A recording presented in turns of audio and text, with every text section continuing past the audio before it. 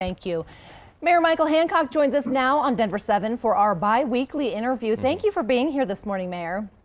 As always, good to be with you all. Hey, good morning, Mayor. Certainly would like to start with getting your take on the pride situation we just talked about, the organizers' approach here. There's obviously the security concern about the event, but then is it possible to talk about healing and inclusion by excluding a group? Well, you know what? First, Brian, I was surprised by the announcement, as so many other people, including the police departments around the metro region.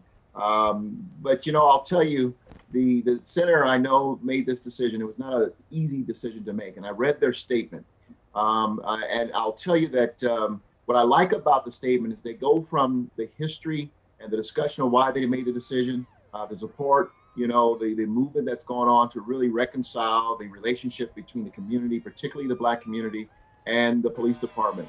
And then they move to action and saying, we look forward to facilitating the conversation on how we can create better relationships between the police and the community.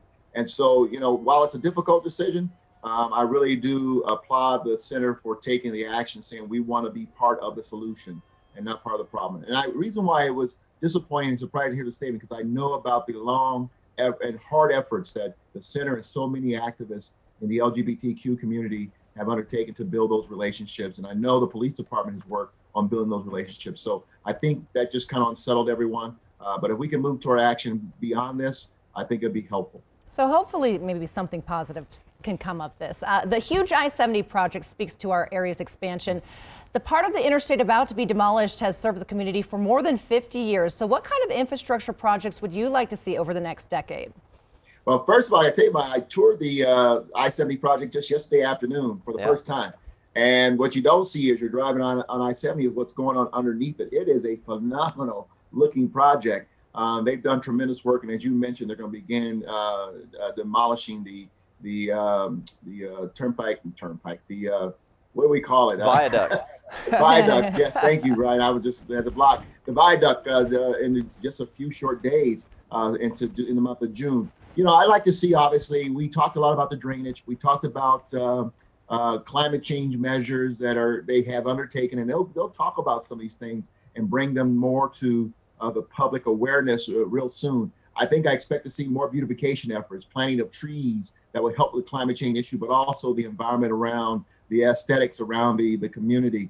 And of course, another natural plannings that they're going to do. So I'm excited about what's going to happen there. And I think people are going to be blown away, as I was, when you see this project that has been in our lives for now.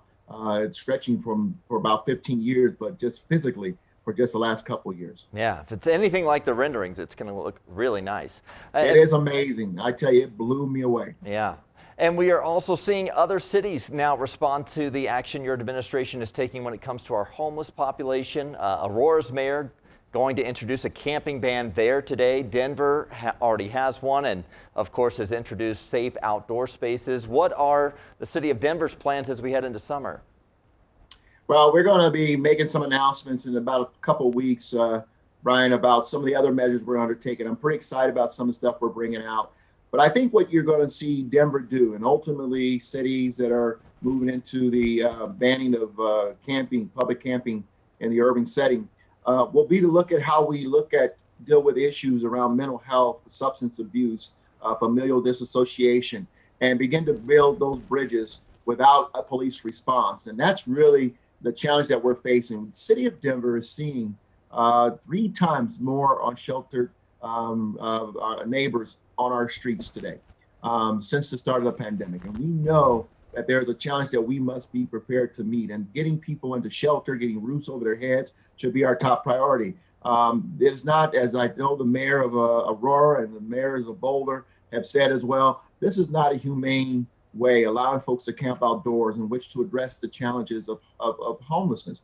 We must work towards shelter. And so we're going to continue doing that. We're going to try to put non-police response and outreach up front and try to connect people with services. And I think hopefully that will help us to become much more effective as we try to deal with growing population of people experiencing homelessness.